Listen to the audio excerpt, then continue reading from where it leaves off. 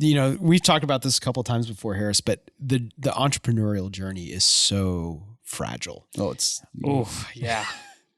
And, I think there are so many elements from my own story where if this didn't happen, I would have gone a different direction.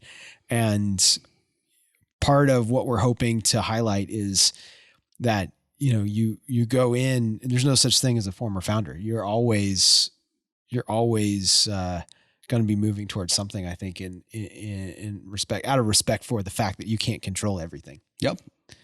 Well, the mental journey is a tough one. I mean, it's one that it's strange when I reflect back on the journey. Like there was nothing and Harris and I talked about this lunch before coming over here, but when you go through the journey, there's no rationalization that says green light, go do this. You simply at some point feel compelled.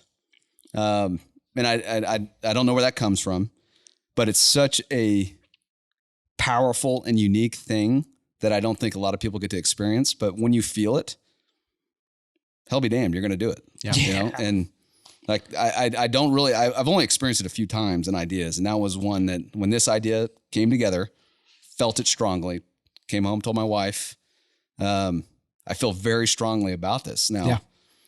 Like I can elaborate the business plan. I can put together 100-page PowerPoint for you, whatever, that you can walk through. But in the day, like it's just something that has to be done. Yeah. Has to be pursued. And I think is what, from my experience, what makes entrepreneurism very unique. There's also a joke that finance people make terrible entrepreneurs, which is a little ironic because you always look at risk and return. But it's something like there is some power to it. Like it's a drug. Like it's like you hit it, you take that hit, and the power of being able to manifest an idea into the world through something unique to you. I've never experienced something like it. And like it's I still struggle with it now because to jump to the result, Jumar ended up having to be unwound. Yeah. We weren't able to execute the business plan.